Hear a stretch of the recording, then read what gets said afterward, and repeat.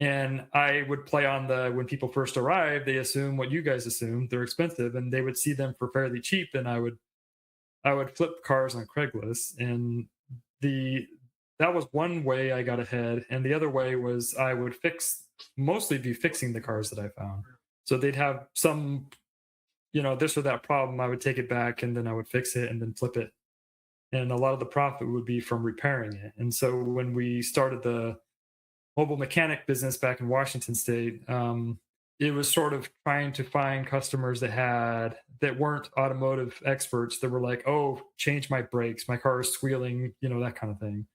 And then the sort of customers we got were people with big trucks and lifts and say, "I have this random ticking noise, and it's a very complex problem." Yeah.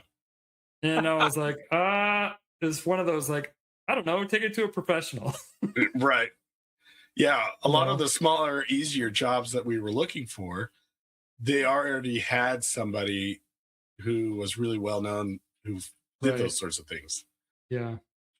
So we weren't specialists, but yeah, so that business idea didn't really work that well. And we had a website that we kept on for years and years, and Phil would get spammed every once in a while. Every once in a Like great while, I'd get, "Hey, can you about five change about my 5 years oil?" later or something. Yeah.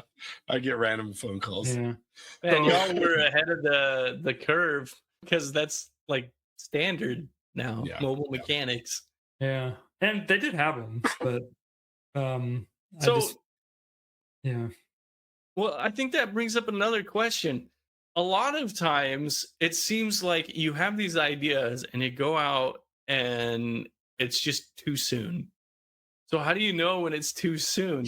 I think it has to do a lot with when you've had a few failures and you try something new, you need some sort of customers and validation to give you the confidence to believe in yourself that it is what you think it should be.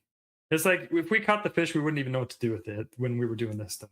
We could figure it out on the fly, but it's like if money came in, we would be like, "Oh, we need an LLC. Oh, we need to," there'd be all like, we actually have a Yeah. Yeah. story about that. Do you want to share the story about the getting set up and how the government got after us? Well, okay.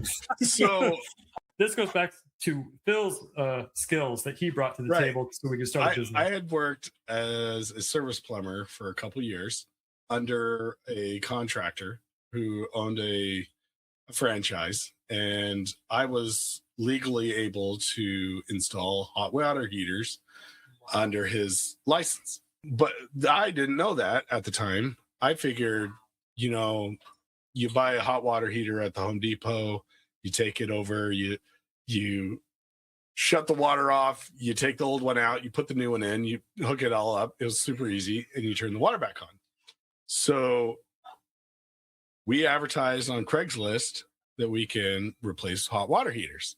And we get And by the way, this was as market research. This wasn't even like we're going to do it. We just wanted to see if people would respond to right. our ad. Yeah. Our pure motivation was to see the demand of how many people actually needed this service. So we get a phone call out of the blue, and it's some lady, and she's like, "Hey, I was wondering if you could come over and replace my hot water heater. It's leaking and whatever." And I was like, "Well, yeah, sure." And and she was like, "Well, how much is it going to cost?" And we're like, "Oh, I don't know. Like, we need to come out and see, figure out what kind of hot water heater." So I don't think we settled on a price. And she was Mhm. like, "Yeah, okay, let me get back to you." And we were like kind of pumped because it was our first, phone call out of the blue. And a day or two later, I get this email from the Labor and Industries saying, "You failed, and you owe us $1,000."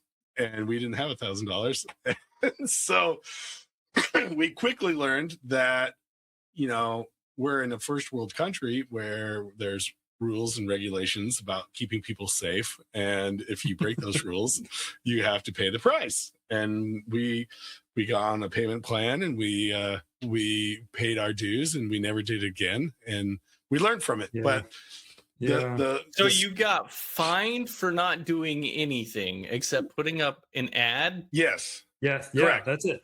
And I would have we got taken that no, no, to no. court. We got fined because we had intent on doing business without a contractor's license. You have to have a license? You have to have a contractor's license